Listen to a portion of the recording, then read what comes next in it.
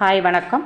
உங்கள் ஆனந்த கண்மணி ஆனந்த நாவல் கீதம் சேனலை கேட்குறவங்க எல்லாரும் மறக்காமல் சப்ஸ்கிரைப் பண்ணிவிடுங்க, லைக் பண்ணுங்கள், கமெண்ட் பண்ணுங்கள், ஷேர் பண்ணுங்கள். வாங்க நாம் இப்போ கதை கேட்க போகலாமா? சுபலதாவின் உயிரே உன்னை தேடி அத்தியாயம் 58 இறுதி அத்தியாயம். 10 வருடங்களுக்கு பிறகு அந்த மிகப்பெரிய ஃபேக்டரியின் கேட் திறக்க வெளிநாட்டுக்கார் உள்ளே நுழைந்தது.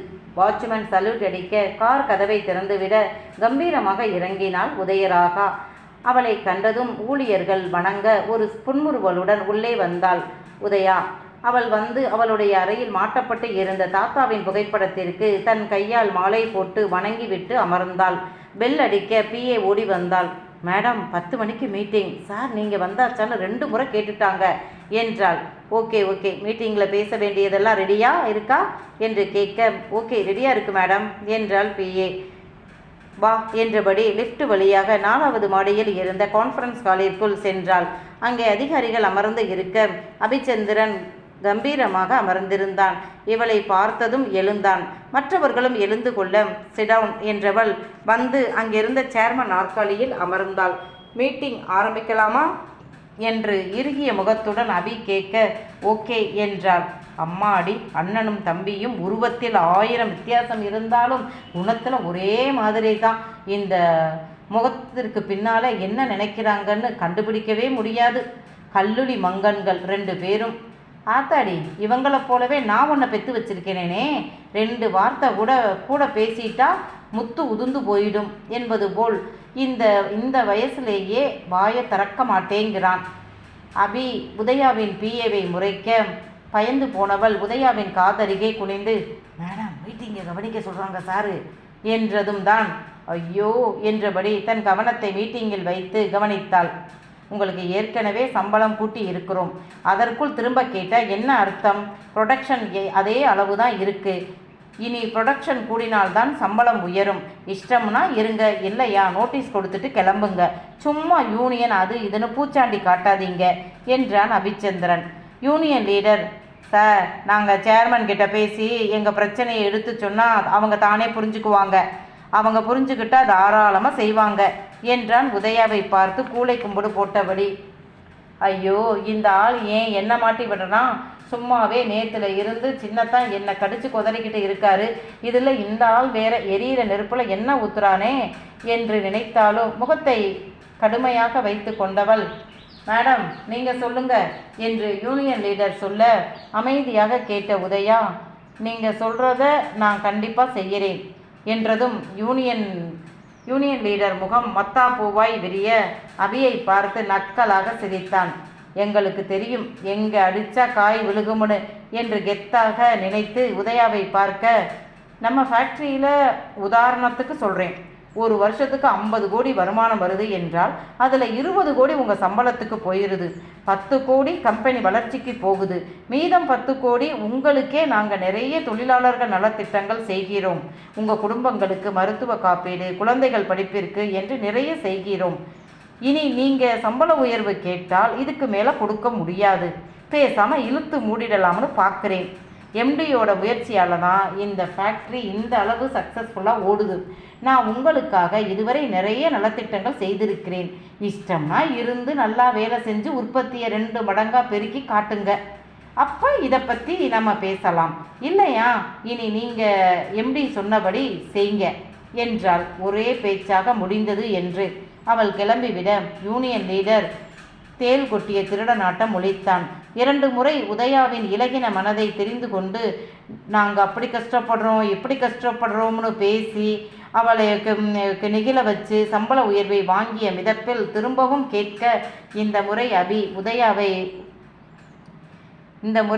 உதயாவை கத்திய கத்தலில், சின்னத்தான் இனி நான் வாயே திறக்கலை என்ற பிறகுதான் விட்டான். ஆனாலும் அபி ரொம்ப தேர்ந்த பிஸ்னஸ்மேன். உதயா அவர்களுக்கு கூடுதலாக கொடுத்த சம்பளத்திற்கு ஈடாக அவர்களுக்கே தெரியாமல் வேலை வாங்கிவிட்டான். இதனால் கம்பெனிக்கு லாபம்தான். ஆனால் அதெல்லாம் ஊழியர்களின் பார்வைக்கு தெரியாத மாதிரி தான் செய்வான். மதியம் 2 மணிக்கு உதயா அபியின் அறைக்கு வர, என்ன மேடம் கிளம்பிட்டியா என்று கேட்க, ஆமாம் சின்னத்தான், நீங்களும் சீக்கிரம் வந்துருங்க என்றாள்.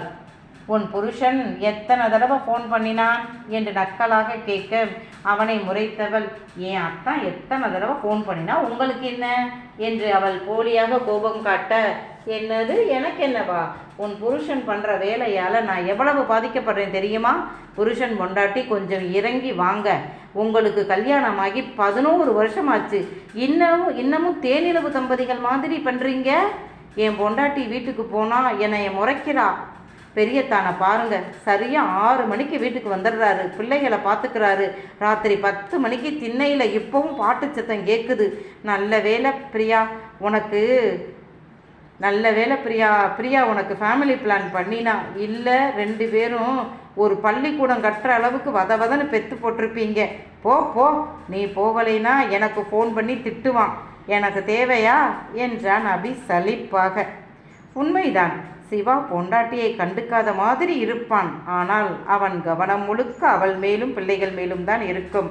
சிவா உதயா தம்பதிகளுக்கு 10 வயதில் உதயசித்ரா என்ற பெண்ணும், 8.5 வயதில் உதயச்சந்திரன் என்ற மகனும், 6 வயதில் ஹரிச்சந்திரன் என்ற மகனும் இருக்கிறார்கள். உதயசித்ராவை வளர்த்தது முழுக்க ரவிச்சந்திரன் தான். ஏனென்றால் அவளுக்கு 1.5 வயது ஆகும்போதே உதயச்சந்திரன் பிறந்து விட்டான். உதயகலாவிற்கு ஆண்மகன் இல்லை என்ற ஏக்கத்தை தீர்க்க வந்த பேரன் மேல் அலாதி பிரியம்.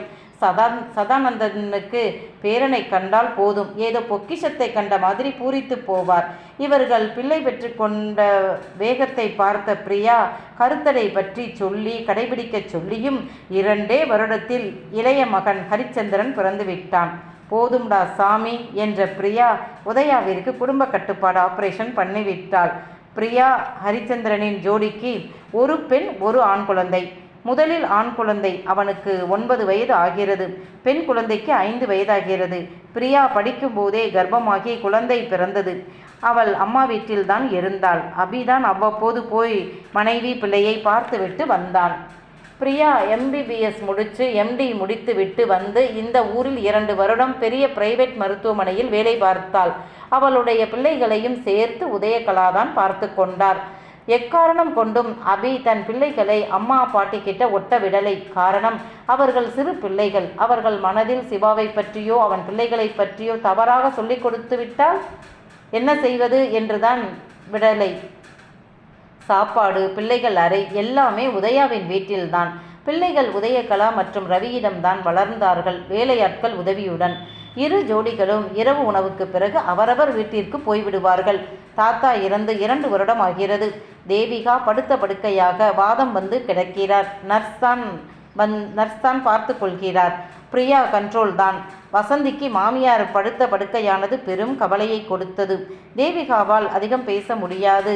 எனவே வசந்திக்கு வீட்டில் பேசக்கூட துணை இல்லை. ரவி மனைவி இருக்கும் இந்த வீட்டிற்கு வரவே மாட்டார். பேர பிள்ளைகளுடன் அந்த வீட்டில்தான் இருக்கிறார். உதயாவின் வீட்டில் அவள் அம்மாவின் கண்காணிப்பு தான். சிவா எதையும் கண்டுக்க மாட்டான். குடும்பத்திற்கான பணத்தை மனைவியிடம் கொடுத்து விடுவான். அவள்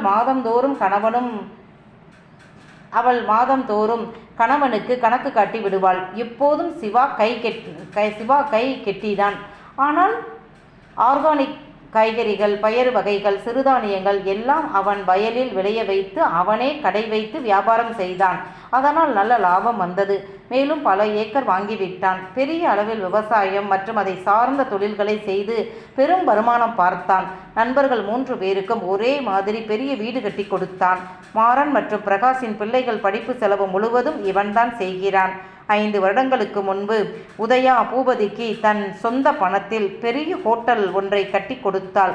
பூபதி உழைப்பாளி, திறமையானவன். அடுத்த 2 வருடத்தில் அவனே புதுசாக ஒரு ஹோட்டல் பேங்கில் கடன் வாங்கி கட்ட தொடங்கி நடத்தி வருகிறான். அவனுக்கு உதயாவே பெண் பார்த்து திருமணம் செய்து வைத்தாள். 4 வயதில் பெண் குழந்தை இருக்கு. தனக்கு உதவியா இருக்கும் நண்பர்கள் 2 வேண்டிய வசதிகளை சிவா செய்து கொடுத்து அவர்களை பொருளாதார அளவில் நன்றாக முன்னேற்றி விட்டான். தனியாக தொழில் பண்ணுறீங்களா என்றும் உதயா கேட்க, வேண்டாம், நாங்கள் சிவாவுக்கு துணையாக இருக்கோம் என்றார்கள். இன்று வரை எந்த வேற்றுமையும் இல்லாமல் நண்பர்கள் 4 பேரும் ஒன்றாகத்தான் இருக்கிறார்கள். இந்த விஷயத்தில் தான் அபி சிவாவை பார்த்து பொறாமைப்படுவான். நண்பர்கள் அவனுக்கு உண்மையாகவும் உறுதுணையாகவும் இருப்பதால் சிவா நிம்மதியாக இருந்தான். சிவாவிற்கு ஒரே கவலைதான், எப்போ உதயாவை அவன் திருமணம் செய்து கொண்டானோ அன்று முதல் அவனால் ஜல்லிக்கட்டு பார்க்க மட்டும்தான் போக முடியுது. கருப்பன், வீரா, மருது என்று அடுத்தடுத்து அவன் ஜல்லிக்கட்டு காலை வளர்த்தாலும் அவன் இறங்கி மாடு பிடிக்க முடியலை. எப்ப கருப்பனை கண்டு உதயா மயங்கி விழுந்தாலோ அன்றே கணவனிடம் ஜல்லிக்கட்டுக்கு போகக்கூடாது என்று உறுதி வாங்கிவிட்டாள். மதியம் 2:15 மணிக்கு வந்து இறங்கிய உதயா வேகமாக வீட்டிற்குள் சென்றாள். பின்னே கணவன் அவளுக்காக சாப்பிடாமல் இருப்பானே என்ற பதட்டம்தான். வயலிலோ தோட்டத்திலோ வேலை நடந்தால் சிவாவிற்கு சாப்பாடு அங்கே போய்விடும். இல்லை என்றால் தான் வீட்டிற்கு வருவான். கணவனுக்கு சாப்பாடு போகும்போது உதயாவுக்கும் ஆஃபீஸுக்கு சாப்பாடு வரும். அபிக்கு எப்பவுமே சாப்பாடு போய்விடும். கணவன் வீட்டிற்கு வந்தால் உதயாவும் வந்து விடுவாள். இருவரும் சேர்ந்து சாப்பிட்டார்கள். சரி, நீ ரெஸ்ட் எடு, எனக்கு வெளியே வேலை இருக்கு என்று சிவா கிளம்பிவிட உதயா அம்மா மற்றும் மாமா கிட்ட இன்றைய விழா பற்றி பேசினாள். இப்போது வீட்டை சுற்றி இருக்கும் தோட்டம் சூப்பராக இருக்கும். அந்த தோட்டத்தில் தான் பிறந்த நாள் விழா ஏற்பாடு தடபுடலாக நடந்தது. உதயா பிள்ளைகளை ரெடி பண்ண அம்மாவிற்கு உதவுகிறேன் என்று வந்தவள் சின்ன மகன் ஹரிச்சந்திரன் கூட சேர்ந்து இவள் கலாட்டா செய்ய மகள் உதய சித்ரா டென்ஷன் ஆகி உடனே அப்பாவிற்கு ஃபோன் பண்ணி, அப்பா முதல்ல வந்து அம்மாவை கூட்டி போங்க என்றாள். ரொம்ப தொல்லை பண்ணுறாங்க என்றாள். வர்றேன்டாயி என்றான் சிவா. போடி என்று உதயா வக்கலம் காட்ட உதயகலா மகளை பார்த்து தலையில் அடித்து கொண்டார். உதயா, உன் மகளை பாரு, எவ்வளவு அடக்கமா பொறுமையா நிதானமா இருக்கா என்று சொல்ல, அவளை மாதிரி நியாயமா இருக்கணும் என்று உதயா வம்பு பேச, அம்மா என்று ஒரு குரல் கேட்க, தோ வந்துட்டான்ல என்று உதயா திரும்பி பார்க்க அவள் மகன் உதயச்சந்திரன் தான் நின்றான். சின்னவன் ஹரி உதயா மாதிரி அனைவருடனும் கலகலப்பாக பேசி பழகும் குணம். உதய சித்ரா அப்படியே சிவாவின் அம்மா சித்ராவினுடைய உருவம் மட்டும் இல்லை, குணமும் அடக்கமான அமைதியான பெண், வெகு நிதானமான அறிவான பெண். உதயச்சந்திரன் உருவம் அப்பா மாதிரி, நிறம் அம்மாவை போல், குணம் அப்படியே அப்பா சிவா மாதிரி. ஹரி உதயா மாதிரி. உதயா சிவா கிட்ட அடம் பிடிப்பாள், வம்பு செய்வாள். பெரிய மகனை கண்டால் மட்டும் பேசாமல் போய்விடுவாள். ஏனென்றால் மகன் ஏதாவது சொல்லி அம்மா கேட்கலை என்றால் திரும்ப அவன் அம்மா கிட்ட பேசவே மாட்டான். அவளை கண்டுக்கவும் மாட்டான். பிறகு உதயாதான் மகனிடம் பேசச் சொல்லி கெஞ்சனும். எதற்கு இந்த வம்பு என்றுதான் மனைவியை உதயா எதற்கு இந்த வம்பு என்றுதான் பேச மாட்டாள். மனைவியை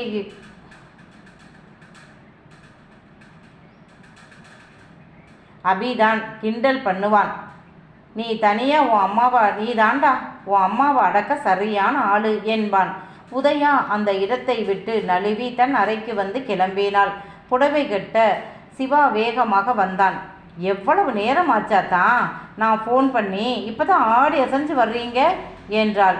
சாரிடி, வேகமாகத்தான் வந்தேன் என்றபடி அவள் முன் மண்டி போட்டு அமர்ந்து அவள் புடவைக்கு மடிப்பு எடுத்து விட்டான். இவள் புடவை கட்டும் போதெல்லாம் அவனுக்கு இது ஒரு வேலை. ஆனாலும் சிவா சலித்து கொள்ள மாட்டான். விருப்பமாக ஆசையாகவே செய்வான். ஏனென்றால் அவள் புடவை கட்டினா தானே அவனுக்கு பிடிக்கும். கட்டும் போதே உதயாவிடம் டீல் பேசி விடுவான். நான் தாண்டி புடவை அவுப்பேன் என்பான். அது என்னமோ உதயா புடவை கட்டினால் சிவாவுக்கு கிறுக்கு பிடித்து விடும். அவளை புரட்டி எடுத்து தன் தாபத்தை மோகத்தை தீர்த்து கொண்டால்தான் விடுவான். இன்று வரை அவள் மேல் இருந்த காதலும் அன்பும் மோகமும் துளி கூட அவனுக்கு குறையலை. உதயா கூட அவனை அடிக்கடி சீண்டுவாள். என்னத்தான் என்னை ஏன் கல்யாணம் பண்ணிக்கிட்டாயின்னு அடிக்கடி கேட்பீங்க, இப்பெல்லாம் கேட்குறதே இல்லையே என்று சீண்ட, எதுக்கு கேட்கணும், ஏதோ ஒன்று இருக்கு, அதை அறியாமல் விடமாட்டேன்னு பாடச் சொல்றியா? ஏன் பாடணும்? எனக்கு என் பொண்டாட்டி இருக்கா, என்னை தேடி வந்த உறவா. நீ இப்போ 3 உசுரை எனக்குன்னு தந்திருக்கிற, இது போதுமே என்பான். மாலை 7 மணி. சிவா வெள்ளை வேட்டி சட்டையில் கம்பீரமாக நின்று வருபவர்களை வரவேற்றான். உடன் உதயாவும் இருந்தாள். குடும்பத்தார், கணவன், பிள்ளைகள் கிட்ட மட்டும்தான் உதயா இயல்பாக இருப்பாள். மற்றபடி வெளியாட்களிடம் அவள் வகிக்கும் பதவிக்கு ஏற்ற மரியாதையோடு தான் இருப்பாள், பழகுவாள். அபியும் பிரியாவும் வந்தவர்களை வரவேற்று உபசரிக்க உதயகலாவும் சதானந்தனும் பெருமை பொங்க மகளையும் மருமகனையும் பேரன் பேத்திகளையும் பார்த்து இருந்தார்கள். சிவாவிற்கு தன் தாயின் மறு அவதாரமாக இருக்கும் மகளிடம் கொள்ளை பிரியம். மகன்களை இயல்பாக கடந்துவிடும் சிவாவுக்கு மகள் என்றால் அப்படியே நின்று விடுவான். சிவாவை விட ரவிச்சந்திரன் உதயசித்ராவை தாங்குவார். அவளை எப்படியெல்லாம் பார்த்துக்கணும் என்று நினைத்தாரோ அந்த மாதிரி பேத்தியை தாங்கினார். அபிக்கும் உதயசித்ரா மேல் பெரும் அன்பு, பாசம். அவர்கள் அனைவருமே அவள் சித்ராவின் மறு அவதாரம் என்று நினைத்ததால் பாசமும் அன்பும் கொண்டு அவளை உள்ளங்கையில் வைத்து தாங்கினார்கள். மொத்த குடும்பமும் இளவரசியாய் அவளை தாங்கும்போது மற்ற பிள்ளைகள் என்றால் இந்த அன்பை மிஸ்யூஸ் பண்ணுவாங்க. ஆனால் சித்ரா மிகுந்த நிதானமான அன்பான பெண் குழந்தை. வயதுக்கு மீறிய நிதானம், பொறுமை உண்டு. அந்த வீட்டில் சித்ரா என்று யாரும் பேர் சொல்ல மாட்டார்கள். சிவா தாயி என்பான், ரவி சித்துமா என்பார். மற்றவர்கள் அனைவரும் பாப்பாதான். அவளுடைய பிறந்தநாள் மட்டும்தான் இப்படி விசேஷமாக கொண்டாடுவார்கள். மற்ற பிள்ளைகளுக்கு வீட்டோடு செய்வதுதான். இவள் பெயரில் சிவா நிறைய கிராமத்து பிள்ளைகளுக்கு உதவி செய்கிறான். இதோ அவன் படிக்க வைக்கும் பல பெண் பிள்ளைகளுக்கு மகள் கையால் பள்ளிக்கூடத்திற்கு தேவையான அனைத்தும் அடங்கிய பரிசு பெட்டி கொடுத்தான். அக்காவை மட்டும் ஏன் இப்படி கொண்டாடுறீங்க, எங்களுக்கும் செய்யுங்க என்று மற்ற பிள்ளைகள் கேட்க மாட்டார்கள். பிள்ளைகள் 4 பேரும் அக்கா சொன்னால் கேட்பார்கள், மீறி போக மாட்டார்கள். சின்ன வயதில் அம்மா அப்பாவை பிரிய வேண்டாம் என்றுதான் இதுவரை பிள்ளைகளை இங்கே படிக்க வைத்தார்கள். இனி அவர்களுக்கு நல்ல தரமான பள்ளிக்கூடம் வேண்டும் என்றுதான் சென்னையில் பெரிய பசங்களை சேர்க்க சின்னது 2ம் நாங்களும் அக்கா அண்ணன் கூட தான் போவோம் என்று கிளம்பி விட்டார்கள். நாளை முதல் அவர்கள் உதயகலா, ரவி கூட சென்னையில் உள்ள உதயகலாவின் வீட்டில் இருந்து படிக்கப் போகிறார்கள். சதானந்தனும் சரி, உதயகலாவும் சரி, பிள்ளைகளை பிரித்து பார்ப்பது இல்லை. 5 பேருமே பேரன் பேத்திகள் தான். எனவேதான் நிம்மதியாக 2 ஜோடிகளும் பிள்ளைகளை சென்னைக்கு அனுப்புகிறார்கள். உதயசித்ரா கேக் வெட்டி பிறந்த நாளை கொண்டாடி இரவு விருந்தும் அமர்க்களப்பட்டது. வழக்கம்போல் உணவு பூபதியின் ஹோட்டலில் இருந்துதான் வந்தது. மாறன், பூபதி, பிரகாஷ் குடும்பத்தோடு வந்திருந்தார்கள். பிரியாவிற்கு அபியும் உதயாவும் ஆளுக்கு பாதி பணம் போட்டு பெரிய மருத்துவமனை கட்டி கொடுத்து இருக்கிறார்கள். புது மருத்துவமனை சித்ரா பெயரில்தான் திறந்திருக்கிறார்கள். மொத்த குடும்பமும் சித்ராவை தெய்வமாக வழிபட்டார்கள். வசந்திக்குத்தான் வைத்தறிச்சலாக இருக்கும். பட்டிக்காட்டு சிறுக்கி அவ செத்து இத்தனை வருஷத்துக்கு பிறகும் இவ்வளவு தூரம் நினைத்து தெய்வமா மொத்த குடும்பமும் கும்பிடுறாக. ஏன் லேக்கா கூட கும்பிடுகிறாள்தான். தான் பெற்ற பிள்ளைகள் தன்னை மதிக்காமல் வீட்டில் நடைபிணமா எண்ணெய் வச்சுட்டு அவளை கொண்டாடுறாங்க. இந்த அநியாயத்தை யார் கேட்கறது? என் முன்னால் அவள் பேரை கூட சொல்ல பயப்படுற மனுஷன் என் புருஷன். இப்போ என்ன ஒரு கல்லு மண்ணு கூடு மாதிரி கூட பார்க்கறது இல்லை. மாமியாரும் கிடக்கிறார். பிரியா மாமியாரை ஒரு பொருட்டா கூட மதிக்க மாட்டாள். கேட்டால் கேட்டதற்கு பதில் அவ்வளவுதான். தாத்தா இறந்த பிறகு இவர்கள் இருவரிடமும் பேசக்கூட ஆள் இல்லை. வந்தவர்களை உபசரித்து நினைவு பரிசு கொடுத்து அனுப்பினார்கள். குடும்பத்தார் மட்டும் அமர்ந்து பேசி சாப்பிட்டார்கள். மறுநாள் காலை பிள்ளைகள் உதயகலா, சதானந்தன் கூட குஷியாகவே கிளம்பினார்கள். சிவாவிற்கு தான் மகளை விட்டு பிரிவது அத்தனை கஷ்டமாக இருந்தது. உதயச்சந்திரன், அப்பா அக்காவை நான் பத்திரமா பார்த்துக்குவேன், கவலைப்படாதீங்க என்றான். பெரிய மனுஷனாக சிவா மகனை கட்டி கொண்டான். சின்னவன் தான் உதயாவை விட்டு போகவும் மனமில்லை. அதே சமயம் அக்கா அண்ணனை விட்டுட்டு இந்த வீட்டில் தனி ஆளாக இருக்கவும் பிடிக்காமல் கிளம்பி விட்டான். புதிதாக கட்டிய மருத்துவமனையில் பெரிய அளவுக்கு உயர்த்தணும் என்று பிரியா இரவு பகலாக மருத்துவமனையில் இருந்தாள். அதனால் தான் பிள்ளைகளை சென்னைக்கு அனுப்பினார்கள். அபி அலுவலகம் போய்விட பிரியா மருத்துவமனை சென்று விட்டாள். உதயா தான் வீட்டில் தனியாக இருக்க மனைவியின் மனநிலை சிவாவுக்கு புரிந்தது. எனவே அவளை கூட்டிக் கொண்டு குலதெய்வ கோவிலுக்கு போய் சாமி கும்பிட்டுவிட்டு அப்படியே அவர்களின் கடைக்கும் போய்விட்டு இரவு வெளியே சாப்பிட்டுவிட்டு வீட்டுக்கு திரும்ப அப்போதுதான் பிரியாவும் அபியும் வெளியே ஹோட்டல் போகலாம் என்று கிளம்பினார்கள். உதயா பின்வீட்டு பக்கம் போக அவளை கூப்பிட்டபடி சென்ற பிரியா அக்கா, உங்கள் வீட்டுக்காரர் பார்வையே சரியில்லை, நடத்துங்க நடத்துங்க என்று நமட்டு சிரிப்புடன் சொல்ல, அவளை ஒரு அடி அடித்த உதயா ஓடிப்போய் திண்ணையில் படுத்திருந்த தன்னவனின் மார்பில் புதைய, வாடி ஏ ராசாத்தி என்று அவளை கொஞ்ச, அவன் கைகளோ அவள் புடவைக்கு விடுதலை கொடுக்க, அவள் தன் வெட்கத்திற்கு விடுதலை கொடுக்க, கடலும் தொடுவானமுமாய் அலையும் கரையுமாய் நிழலும் நிஜமுமாய் இருவரும் ஒருவருக்குள் ஒருவர் மூழ்கி திளைத்து போனார்கள். அவர்கள் இன்பமாய் வாழட்டும் என்று வாழ்த்தி விடைபெறுவோம். நன்றி, வணக்கம். சுபலதா. இந்த நாவல் உங்கள் எல்லாருக்கும் பிடிச்சிருக்கும் அப்படின்னு நம்புகிறேன். மீண்டும் ஒரு புதிய நாவலுடன் உங்களை சந்திக்கிறேன். அதுவரை உங்களிடமிருந்து விடைபெறுவது உங்கள் ஆனந்த கண்மணி.